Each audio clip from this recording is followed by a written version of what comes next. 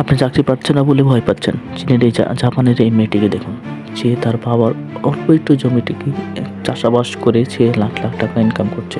সে তার বাপের অল্প একটু জমিতে সে শশার চাষ করেছে। শশা চাষ করে তারপরে সেখানে ভালো ভালো শশা উৎপাদন করছে। শশার মধ্যে সে লাগিয়েছে লাউ, বড় বড় ঝিঙ্গা, বিদেশি রকমের ঝিঙ্গা চাষ করেছে।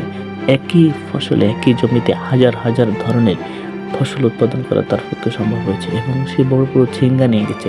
সেই ঝিঙ্গাগুলো সে বাজারজাত করার জন্য সে সকাল সকাল সেই জমিতে পরিচর্যা করার জন্য সে মনের আনন্দে চলে আসে এবং একটি কুঠুরি নিয়ে চলে আসে যে ঝিঙ্গাগুলো বড় হয় এবং বাজারজাতকরণের হয়। সেই ঝিঙ্গাগুলো কেটে কেটে তিনি ভালোভাবে সাইজ করে সেই জমি থেকে খুঁজে খুঁজে বের করে যেগুলো বাজারজাতকরণ যাবে সেইগুলো করে সেই মেয়েটা এই ঝিঙ্গেগুলোকে নিয়ে যায় এবং দেখতে যে কত সুন্দর। এবং আমি যদি সেই ঝিঙ্গেগুলোকে চাষ করে এবং শশাগুলোকে চাষ করতে দেখি তাহলে কিন্তু সেই শশাগুলো অনেক বড় হয়েছে।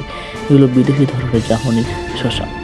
এই শশাগুলো আপনি চাষ করলে আপনি নিজেও স্বাবলম্বী হতে পারেন। এই মেয়েটিকে দেখে আপনার শেখা উচিত যে কতটা ধরনের আপনি চাষ করবেন। দেখুন একদিনে কতগুলো আপনি যদি তেল ইনকাম করেন এরকমভাবে 500 টাকা করে যদি আপনি শশা বিক্রি করেন তাহলে মাসে আসে 15,000 টাকা। আপনি একটি শশা লাগালে 3 মাস পর্যন্ত বিক্রি করতে পারবেন। একবার দেখা যাবে যে আপনার জমি থেকে আপনি যে পরিমাণ টাকা ইনকাম করবেন তার চাকরি দিয়ে আপনার কাছে নগণ্য হবে এবং খুব সহজে কিন্তু আপনি যদি দেখুন ঝিঙ্গে কাটে নেওয়ার পরে শশা নিয়ে যাওয়ার পরে সেগুলো সুন্দরভাবে বাজারে বাজারজাত করে এবং সেগুলো খুব চড়া দামে সে বিক্রি করছে বাজারে এবং সে দেখুন চড়া দামে বিক্রি করার পরে আপনি সেই ফার্মিংগুলো কত সুন্দরভাবে সেগুলো মেপে মেপে বিক্রি করছে এবং আপনিও করতে পারবেন। আপনার চেষ্টার ফলে আপনি চাকরি পাচ্ছেন না বলে আপনি আজকে হতাশায় ভুগছেন, কিন্তু আপনার বাবার যেটুকুন আছে সেটুকুতে চেষ্টা করলে আপনার এসব আর হবে না।